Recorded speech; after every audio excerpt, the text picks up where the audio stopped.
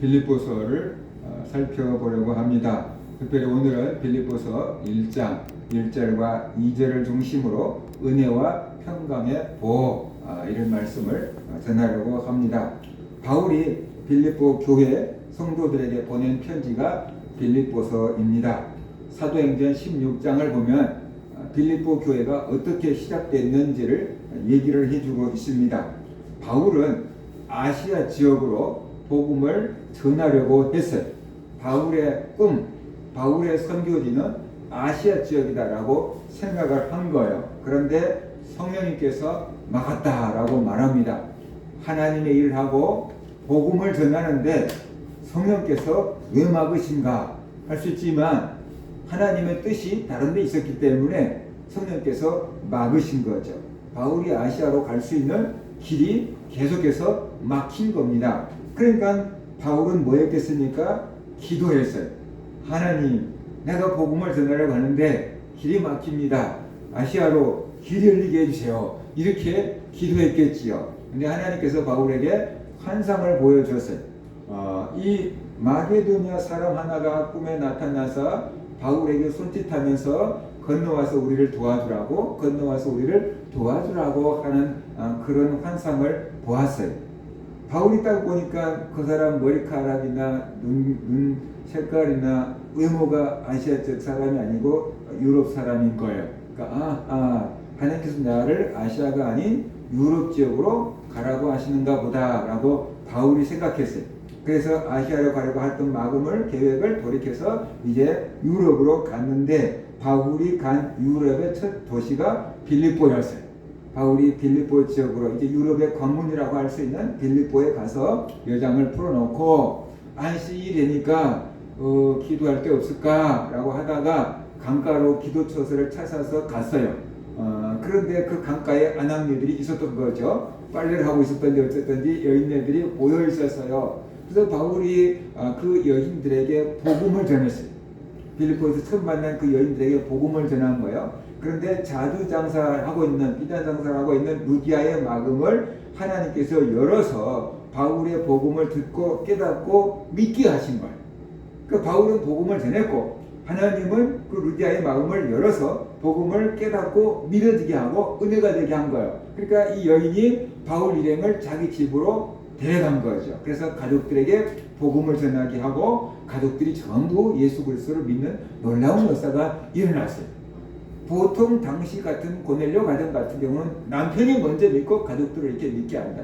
간수 가족도 남편이 믿게 하고 가족들을 믿게 하는데 여기 루디아라는 여자는 자기가 먼저 믿고 가족들을 이렇게 다 주 앞으로 돌아오게 하는 놀라운 가정 복음화를 이루게 된 겁니다. 그리고 은혜를 받고 나니까 이 복음을 전해준 사람들이 귀해 보이고 감사했던 거예요. 먼 데에서 왔다는 거잖아요. 그러니까 다른 데 갈 곳 없고 여기서 머무르라. 우리 집에서 머무르라. 우리 집 당신들을 거하기에 충분한 집이 되니까 여기서 머무르고 여기서 하나님의 일을 하라라고 배려를 해준 겁니다. 그래서 바울 일행이 루디아의 집에 앉아서 식사하고 거기서 자고 또 마을에 나가서 전도하고 사람들 또 그 집에 복음 듣겠다고 찾아오면 거기서 복음 전하고 하다가 보니까 루디아의 집이 어떻게 돼요? 교회가 된 거예요. 그래서 그것이 유럽 최초의 교회 빌립보 교회가 된 거다라고 볼 수 있어요. 처음부터 막 웅장한 교회를 지어놓고 시작한 게 아니고 먼저 믿는 사람 집에서 이제 좀 큰 집에서 이렇게 시작을 하다가 성도들이 많아지면 이제 또 교회를 지어나가고 사선하고 아마 그랬겠지요. 그래서 그것이 바로 빌립보 교회의 시작이 되었다라고 성경은 말씀을 하고 있습니다. 이 빌립보 교회가 세워진 것을 가만히 살펴보면은 복음 전도의 방향을 정하신 분도 하나님이다라는 거죠. 분명히 바울은 아시아로 먼저 복음을 전하러 왔잖아요. 그러니까 바울의 계획대로 바울이 아시아에 먼저 복음을 전했다고 한다면 인류 역사가 유럽으로 간 게 아니고 아시아에서부터 시작됐을지도 모르죠. 분명히 달라졌을 수도 있어요. 인류 역사가. 그러나 하나님의 계획은 아시아가 먼저 아닌 유럽이 먼저였던 거다라는 것이에요. 그래서 아시아로 가는 길은 막으시고 유럽으로 가는 길은 활짝 열어놓으신 거였던 거죠. 하나님이 이렇게 환경을 통해서도 일을 하시는 겁니다. 그래서 사람이 은혜를 받고 복음을 전하고 하나님의 일을 하지만 그 일하는 방향을 정하신 분도 하나님이시다. 우리는 하나님이 원하시는 계획과 방향이 무엇인지를 알고 찾고 또 그 방향으로 가도록 힘써야만 된다는 거죠. 내 뜻을 고집할 게 아니고 하나님의 뜻이 무엇인지를 찾고 그 뜻에 순종하면서 살아가는 것, 바로 그것이 하나님의 백성된 사람의 자세다는 것을 우리가 알아야 되는 거죠. 바울이 이때도 계속해서 아니에요, 나는 아시아 사람이 좋단 말이야 하고 막 고집을 피우고 아시아로만 가려고 했다고 한다 그러면은 이 빌립보 교회는 안 생겨났을지도 모르죠. 그죠? 하나님 뜻에 순종했기 때문에 이렇게 빌립보 교회가 세워지게 된 거다라는 것입니다.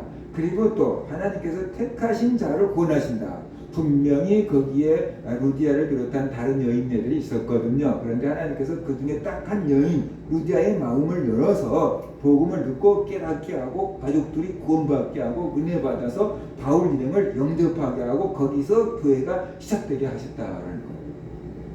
그러니까 루디아는 비단 장사를 해서 돈을 꽤 많이 벌어서 큰 집을 사가지고 있었는데, 교회가 될 정도로 큰 집을 사가지고 있었는데, 그들이 생각에는 자기 가족들이 넓은 집에서 넓은 평수에서 여유 있게 살려고 큰 집을 얻었을 텐데, 하나님의 계획은 루디아에게 이렇게 복을 준 이유는, 여자에게 경제권을 준 이유는 교회로 쓰기 위함이었던 거다라고 볼 수 있는 거죠.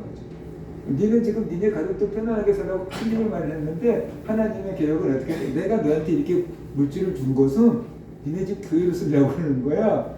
하나님의 계획은 이런 거였던 거다라고 볼 수가 있는 거예요. 그래서 하나님이 택한 루디아를 딱 보내서 유럽 교회의 전초기지로 만들었다라고 볼 수 있어요. 그래서요, 아무나 하나님 말씀을 듣고 깨닫는 건 아니고 하나님이 택하신 사람이 복음을 듣고 깨닫고 믿고 은혜에 감격해서 주일에 힘쓰게 되는 거다라는 거예요. 그러니까 우리가 하나님의 말씀을 듣고 깨닫고 예배가 즐거워지고 교회가 좋아지는 건 우리 마음에서 우러나지만 하나님이 택하셨고 보이지 않는 은혜가 있기 때문에 그런 거예요. 어떤 사람은 술이 좋아지고 어떤 사람은 담배가 좋아지는데 우리는 하나님이 좋아지고 찬양이 좋아지는 거예요. 그렇잖아요? 그 사람들은 다른 주님을 찾지만 우리는 이 주님을 찾아요. 그죠? 그래서 택한 것이 다르기 때문인 거다. 우리가 참 하나님을 찾을 수 있다는 것이 놀라운 은혜다라는 것을 우리가 알아야 됩니다.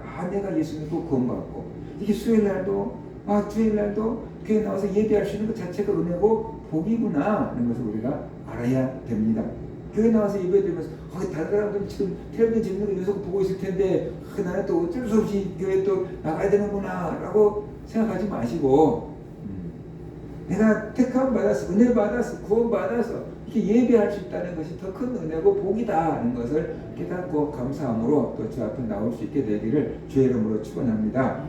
바울은 그렇게 세워진 빌립보 교회에 지금 편지를 쓰고 있습니다. 빌립보서는 바울과 디모데가 빌립보에 사는 모든 이 성도들, 감독들, 집사들 이런 사람들에게 지금 편지를 보낸다라고 말하고 있잖아요. 바울과 디모데는 자기들을 소개하면서 그리스도 예수의 종 바울과 디모데는 이렇게 말하고 있습니다. 그러니까 예수 그리스도의 종이다라고 자신들의 신분을 밝히고 있기 때문에 내가 이 편지를 보낸 것도 개인적인 사사로운 일로 편지를 보낸 게 아니고 예수 그리스도의 종의 신분으로서 예수 그리스도의 대사로서 이 편지를 보낸다라는 그런 권위를 싣고 있다라고 볼 수가 있어요. 그래서 이 편지를 보낸 이유가 뭐냐 그러면은 바로 빌립보 교인들의 믿음을 세워주기 위함이다. 빌립보 교회 성도들의 믿음을 세워주기 위함이다. 그래서 그리스도 예수 안에서 편지한다 그러잖아요. 그래서 우리가 뭐겠어요? 그리스도 예수의 마음으로 편지한다. 그리스도 예수의 사랑을 너에게 전한다. 그리스도 예수의 마음으로 너희 믿음을 권면하려고 한다. 이런 뜻이 담겨 있지 않겠어요? 그러니까 그리스도 예수 안에서 편지한다는 것은 빌립보 교회 성도들의 믿음을 북돋아 주기 위해서 편지한다. 이런 뜻으로 우리가 이해할 수가 있다라는 것이 그러니까 개인적인 친분을 뭐 하거나 성적인 뭐 사업 얘기를 하려고 하는 게 아니고 그들의 믿음을 세워주기 위해서 빌립보서를 기록한다라고 지금 우리가 이해하면 되겠습니다. 성도들과의 교제와 성도들과의 만남이 서로 간의 믿음을 세워주고 세움을 받는 만남이어야 돼요. 그런데 성도들 간의 만남이 상처를 주고 상처를 받는 만남이거나 성도들 간의 만남이 막 이게 물건을 사고 팔고 막 돈을 빌려주고 받고 막 이런 거래가 되면은 오래 갈 수가 없어요. 그냥 나중에는 분명히 뭔가 오래 가면 뭔가가 이렇게 찌그럭찌그럭 해져서 둘 다 시험에 들고 상처받는 경우들이 종종 생기거든요. 그래서 성도들의 만남은 친목단체가 아니다. 영적인 믿음을 건면하고 세워주고 기도로 도움받고 후원받는 그런 모임이 되도록 우리가 해야만 된다는 거죠. 물론 뭐 김치를 어떻게 담고 뭐 이런 얘기를 할 수 있겠지만 그렇죠? 그런 것도 할 수 있지만 근본적인 목적은 그런 것들을 통해서 친목을 이루고 그래서 서로의 믿음에 유익을 주는 것, 그것이 성도들의 믿음의 목적이고 방향이 되어야 한다라는 것이. 그러니까 우리가 이게 교회 직분자들이 그런 모임이 될 수 있도록 그런 얘기가 나눠줄 수 있도록 방향을 옆에서 잘 이끌어주는 것, 바로 그것이 지혜고 덕이다라고 할 수 있습니다. 바울은 로마 감옥에서 지금 편지를 쓰고 있습니다. 1장 23절에 있는 것처럼 바울이 살 수도 있고 죽을 수도 있고 사느냐 죽느냐 지금 그런 판국인데 그 상황에서 바울이 빌립보 교인들에게 편지를 쓰고 있어요. 내가 지금 이제 재판이 얼마 남지 않아서 이 재판 결과에 따라 살 수도 있고 죽기도 할 수 있고 이런 상황이라 그러면은 마음이 얼마나 혼란스러울까요? 뭔가 집중도 안 될 것 같은데 그 상황에서 집중해서 바울은 지금 편지를 쓰고 있어요. 그만큼 빌립보 교회에 대한 애정, 사랑이 각별했기 때문에 어떻게 보면 이것이 마지막 편지일 수도 있다. 빌립보 교인들을 내가 만나지 못하고 죽을 수도 있다. 이것이 마지막 편지일 수 있다라는 그런 마음을 가지고 지금 정말로 마음을 다해서 심혈을 기울여서 그들의 믿음의 유익을 위해서 이 편지를 기록하고 있다라고 볼 수 있지요. 어떻게 말하면 부모가 자녀에게 유언을 남기는 것 같은 심정으로 바울이 지금 빌립보서를 쓰고 있는 것일 수 있어요. 이렇게 이해를 하고 본다 그런다면 빌립보 교회 성도들이 이 빌립보서 한 구절 한 구절을 바울의 유언처럼 받아들인다고 한다면은 가볍게 넘길 구절이 없었을 거다. 그죠? 이것이 마지막 설교일 수도 있다라고 한다 그러면 그 설교 하나하나를 어떻게 돼요? 성도들이 놓치지 않고 들으려고 애를 썼던 것처럼 아마 그런 마음으로 빌립보 교회 성도들은 이 편지를 받아서 읽었을 거다. 대했을 거다. 우리도 그런 마음과 자세를 가지고 바울이 삶과 죽음 사이에 끼어서 그 절박한 상황에서 사랑하는 빌립보 교회 성도들을 위해서 꾹꾹 눌러서 이 편지를 썼다. 그런 마음을 가지고 우리가 이 빌립보서를 대한다고 한다면은 그것을 사람 말로 대하지 않고 하나님 말씀으로 대할 것이고 훨씬 소중한 말씀으로 우리가 대하게 될 거다라는 것이. 바울은 억울하게 누명을 쓰고 감옥에 갇혔습니다. 그런데 만약에 바울이 감옥에 갇히지 않았다면 바울이 감옥에서 쓴 편지를 옥중서신이라고 하는데 이런 옥중서신은 남아있지 않았을 것입니다. 옥중서신은 우리가 앞에 살펴봤던 에베소서, 빌립보서, 그리고 골로새서, 빌레몬서 이 네 가지가 옥중서신, 바울이 감옥에서 갇혀 있을 때 쓴 서신서예요. 바울이 감옥에 갇혔는데 복음을 전하다가 억울하게 누명 쓰고 감옥에 갇혔잖아요. 바울을 알고 있는 사람들은 이런 생각했을 수도 몰라요. 왜 하나님이 일을 하는데 누명을 쓰고 감옥에 갇혀야 됩니까? 하나님이 살아계시면 어떻게 이런 일이 있을 수 있습니까? 그렇게 하나님을 원망한 사람도 불평하는 사람들도 있을 수도 있었겠지요. 그렇죠? 하나님이 살아계시다면 바울을 감옥에 꺼내주세요. 바울이 죄가 없다는 거 하나님이 아시잖아요. 감옥에서 꺼내주세요. 왜 하나님 가만히 계십니까? 하나님의 능력이 있다는데 왜 바울을 감옥에서 꺼내주지 못합니까? 라고 하는 사람들도 있었을 수 있어요. 바울을 사랑하면, 육체적으로 사랑하면 얼마든지 그런 기도 할 수 있지 않겠습니까? 그런데 하나님은 바울을 감옥에서 꺼내주시지 않았어요. 누명을 벗겨주시지 않았어요. 계속 감옥에 머물면서 편지 쓰게 하셨어요. 하나님 도대체 이게 뭡니까? 하나님 진짜 살아있는 겁니까? 뭔가 좀 베드로는 감옥에서 꺼내주더니 왜 바울은 감옥에서 꺼내주지 않습니까? 왜 바울과 베드로를 차별대고 합니까? 뭐 이렇게 했을 수도 있지요. 그런데 하나님은 응답 없어요.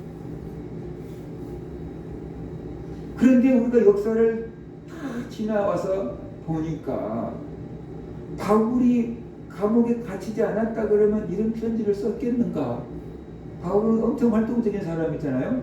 아마 막 돌아다니면서 막 일하는데 열심을 냈을 것 같아요. 이렇게 편지 쓰는 것보다 막 몸을 막 쓰면서 복음을 전하고 막, 그래서 이 옥중서신은 남아있지 않았을지도 몰라요. 바울이 감옥에 갇혀 있었기 때문에 이 편지가 남아서 2000년 넘도록 교회에 영향을 미치고 있는 거다라는 것이죠. 바울이 막 돌아다니면서 복음을 전했다 그러면은 그때 당시 사람들은 은혜와 감동을 받았겠지만 그 사람들 다 죽고 나면 바울이 뭘 전했는지 안 남아 있었을 거 아니에요. 글로 써놨기 때문에 2000년 지난 지금까지도 영향을 미치고 남아 있는 거다. 얼마나 놀라운 일입니까? 그래서 사람의 계획과 하나님의 계획은 달라요. 사람의 생각은 짧아요. 근데 하나님의 생각은 원대하셔요. 근데 내 생각이 하나님을 자꾸만 맞추려고 하면 그게 될 수가 없는 거예요. 그래서 그냥 우리는 모르면 그냥 하나님 뜻이 있겠지, 이렇게 넘어가는 게 제일 속 편하죠. 내 뜻대로 기도했는데도 안 되면 하나님 뜻이 있겠지 뭐, 이렇게 하고 넘어가는 게 오히려 그 하나님의 그 뭐랄까 계획에 가까이 가는 방법일 수 있다라는. 근데 사람들은 왜 안 꺼내줍니까? 하나님 정말 살아계신 거 아이고 이제 뭐 안 믿으랍니다 막 이렇게 나올 수 있잖아요. 그건 정말 하나님 계획에서 더 멀어져 가는 거거든요. 사람이 아무리 지혜로워도 하나님의 미련한 것만큼 못하다. 그래서 우리는 내 생각을 내놓고 하나님의 계획과 뜻이 있겠지라고 우리가 고난 가운데서 생각한다 그러면 고난 가운데서 흔들리지 않고 믿음을 지킬 수 있는 그런 성도들이 될 거고, 고난을 통과해서 보면은 오, 그것이 더 유익했구나. 그때 당시에 다 내 뜻대로 되는 것보다 내 뜻대로 안 되는 게 더 좋았네. 이게 하나님의 은혜네. 그런 고백이 우리가 또 나오게 될 줄로 믿습니다. 바울은 감옥에 갇혀 있습니다. 목숨이 위태롭습니다. 이런 바울에게 필요한 것은 은혜와 평강이었을 겁니다. 그런데 이런 처지에 있는 바울이 빌립보 교회 성도들한테 나한테 은혜가 있고 평강이 있기를 기도해줘 그렇게 말씀하신 게 아니고, 바울이 빌립보 교회 성도들한테 너에게 은혜와 평강이 있을저다 라고 이렇게 축복을 하고 있습니다. 하나님 우리 아버지와 주 예수 그리스도로부터 은혜와 평강이 너에게 있을지어다 라고 축복을 하고 있어요. 그냥 편지 인사말이니까 축복하는 거겠지, 그거 아니에요. 바울이 어마어마한 생각과 고뇌 가운데서 정말로 빌립보 교회 성도들에게 필요한 축복을 해주고 있는 거죠. 저 사람이 참으로 필요한 게 뭘까? 그래서 은혜와 평강의 복을 빌고 있는 거다라는 것이에요. 여기서 뭐 평강이나 평화나 뭐 비슷한 용어로 우리가 이해해 볼 수가 있는데, 바울은 빌립보 교회 성도들에게 은혜와 평강이 필요하다라고 생각을 한 것입니다. 세상은 은혜와 평강을 주지 못합니다. 참된 은혜와 평강은 하나님으로부터, 예수 그리스도로부터 나옵니다. 그래서 바울이 하나님 우리 아버지와 주 예수 그리스도로부터 은혜와 평강이 너에게 있을지어다 라고 축복을 하고 있는 것. 세상에서 자꾸 평안을 사람들이 구해요. 세상에서 평안을 구해요. 사람들에게 자꾸 은혜를 구해요. 근데 그게 믿을 것이 못 되고 영원한 것이 못 된다. 그래서 하나님이 은혜와 평강을 주시고 예수 그리스도가 은혜와 평강을 주시는다. 이것은 환경을 뛰어넘는 은혜고 평강이다. 이런 것을 우리가 알아야 됩니다. 그래서 빌립보 교회 성도들에게 바울은 은혜와 평강의 복을 빌고 있습니다. 뭐 은혜는 무엇입니까? 은혜, 우리가 교회에서 엄청나게 은혜라는 말을 쓰고 있는데, 은혜는 자격이 없음에도 불구하고 주어지는 하나님의 사랑, 그것을 은혜다라고 하는 것입니다. 예를 들어서 내가 이 공사 현장에 가서 하루 일을 했어요. 그러니까 오늘 일하면 15만 원 줄 거예요. 일할 거예요? 예. 가서 일했어요. 하루 일과 다 마쳤어요. 일 다 마쳤습니다. 그러니까 오, 잘했네요. 그래서 15만 원 줬어요. 그러면 이것은 은혜가 아니에요. 내가 일한 것에 대한 보수예요. 일당이에요. 당연히 받을 거 받는 거야. 근데 내가 하루에 15만 원 줄게 일하세요. 예. 가서 일했단 말이에요. 그런데 갑자기 점심 먹고 배탈 나서 막 도저히 일 못하겠어요. 병원 가야 돼요. 그리고 배탈 나서 집에 갔어요. 오전만 일하고 그냥 오후에는 배탈 나서 집에 갔어요. 그런데도 그냥 일한 걸로 했네. 조퇴 안 하고 그냥 하루 종일 일한 걸로 했네. 그리고 15만 원 일당을 다 줬다라고 생각하면 그것은 뭐예요? 그것은 은혜예요. 자격이 없음에도 불구하고 준 은혜예요. 그러니까 하나님이 우리에게 베풀어 주신 사랑이 은혜예요. 우리가 하나님의 사랑을 받을 자격이 없어요. 우리가 구원받을 자격이 없어요. 우리가 하나님께 복을 받을 자격이 없어요. 죄인이니까. 그럼에도 불구하고 예수 그리스도로 다 우리 허물과 죄를 덮어주고 우리 용서해 주시고 구원해 주시고 응답해 주시고 복을 주시는 것, 이것이 은혜예요. 은혜.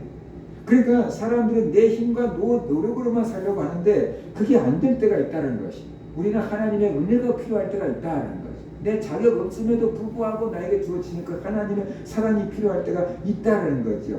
이런 은혜가 없으면은 우리는 하나님 앞에 설 수가 없고요. 이런 은혜가 없으면 우리는 구원을 받을 수가 없는 거예요. 그러니까 우리에게는 은혜가 필요한 거예요. 은혜가.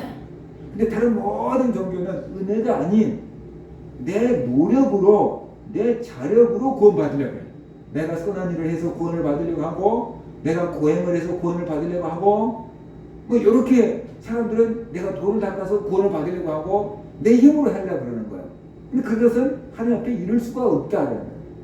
하나님이 불쌍히 여기고 도와줄 때 그 은혜로 은혜에서 구원을 받게 되는 거예요. 그 은혜가 있을 때 어떻게 돼요? 믿어지는 거예요. 그래서 자격이 없음에도 불구하고 주어지는 하나님의 호의, 사랑, 그것이 은혜다. 모든 사람에게는 그 은혜가 필요하다. 근데 그 은혜가 소중한 줄 알고 그 은혜를 구하는 사람에게 은혜가 주어지는 거죠. 그 은혜를 또 지킬 수가 있는 거죠. 우리는 하나님의 은혜가 아니면 살아갈 수가 없어. 하나님 앞에 설 수가 없어. 하나님의 은혜가 필요해. 그런 마음을 가지고 하나님의 은혜를 구하면서 사는 성도들 되시길 바랍니다. 그 다음에 이제 이 평안이라고 했잖아요. 평안. 이 평안은 사람들이, 인류가 늘 구하는 게 평안이에요.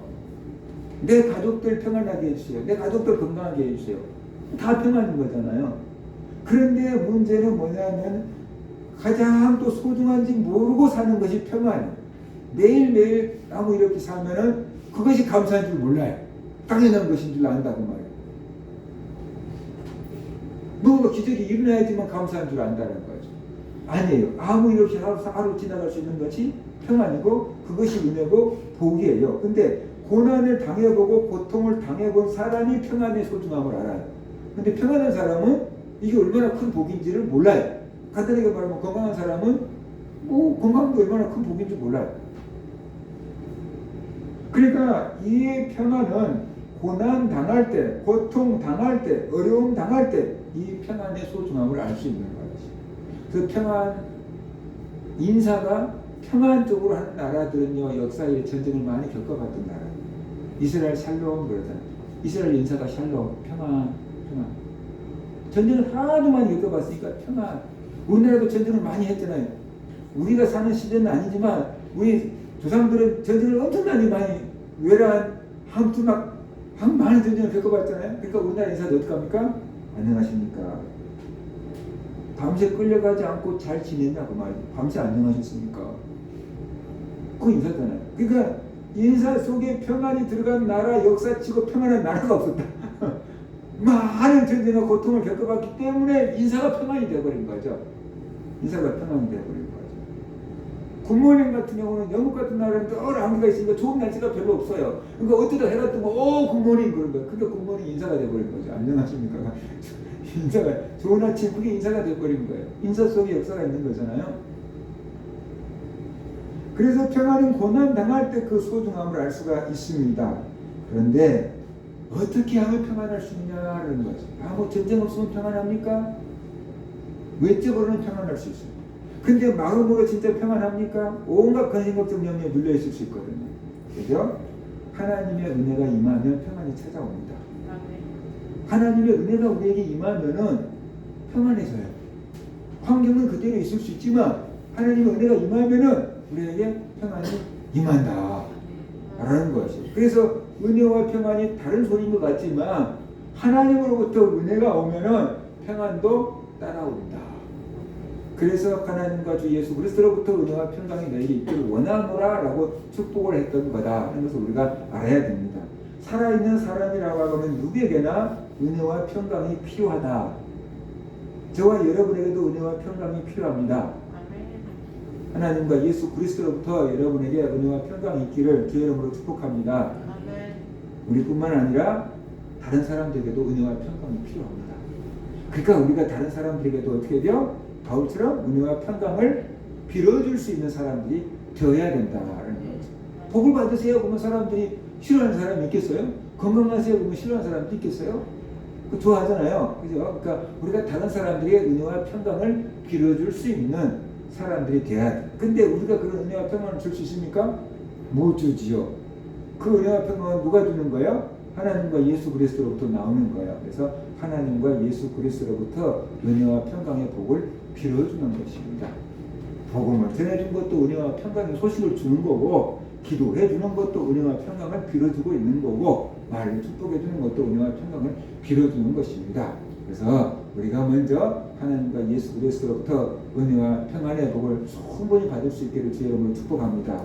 그리고 우리를 통해서 그 은혜와 평강의 복이 다른 사람들에게 흘러갈 수 있게 되기를 주의 이름으로 축원합니다. 아멘. 이런 말씀 붙잡고